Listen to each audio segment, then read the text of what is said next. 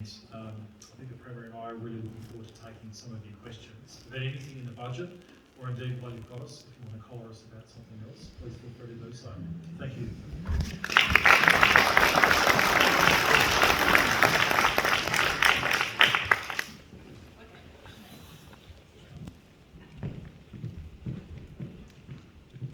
Thank you, Treasurer. When we do our budget, obviously there's some short-term things that we need to address, but a lot of the things are for long-term. And same goes with legislation. We work on legislation that'll be there to make sure it's there for the future. And so what I thought I would do tonight to start with is I've invited some student leaders from both St John's and Mercedes, and I invited student leaders from other schools as well that are unfortunately unable to make it. But I thought I would start with their questions because they are the future and we need to make sure that we're listening to them. So we've got Baxter and Stella from St John's, and we've got Sam and Lachlan from Mercedes. So we'll start with Baxter. Do you want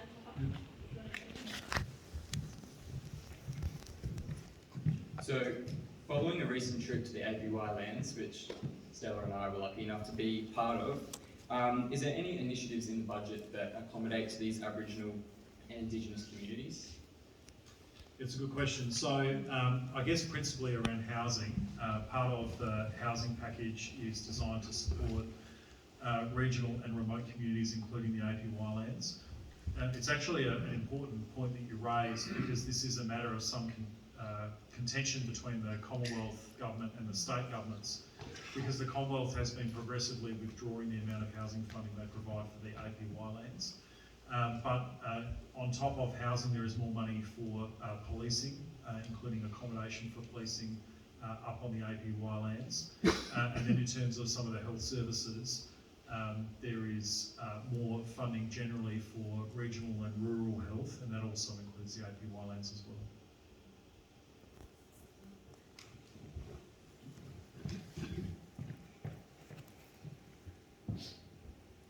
So there's a lot of data suggesting that the nation's physical activity levels for children is not quite at the required level, and likewise with the cost of living affecting families' ability to provide healthy, nutritious food.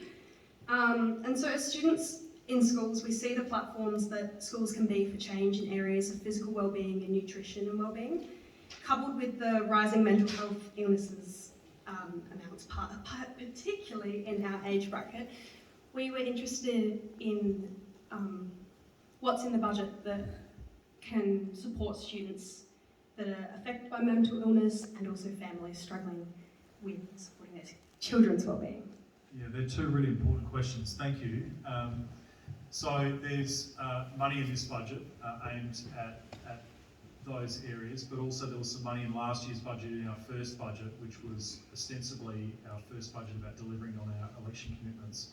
On the mental health side of things, one of the commitments which we made at the election, which we funded in last year's budget, was to provide dedicated mental health resources for South Australian schools, so that students and also teachers have the support to be able to better support students with mental health needs. And this was an area where there'd been some effort previously by the Education Department, but not a really focused and higher profile effort of getting additional resources directly out into schools to support the mental health of students.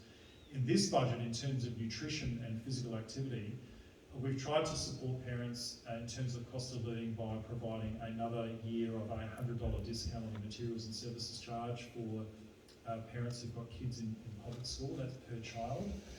So that helps the parents in that respect. But the Education Minister, you might have seen this on the news when the Premier, the Education Minister, and I announced this in the lead up to the budget, has significantly expanded the breakfasts in schools programs for schools that want to take advantage of that funding, where organisations like Food Bank go into schools where where the schools put their hands up and say, look, we're concerned, we've got kids turning up, haven't eaten in the morning, they're not able to engage in the day effectively, and so providing more breakfasts in schools. I said that you might have seen it on the news, because if you did see it on the news, you would have seen the Education Minister unbelievably standing with his back to the backboard of a basketball ring and just throwing a three-pointer in over his head, which the Premier and I are still aghast at, but also in admiration of. But that's in those two areas, student nutrition and also mental health support for students. That's what we're funding in this budget.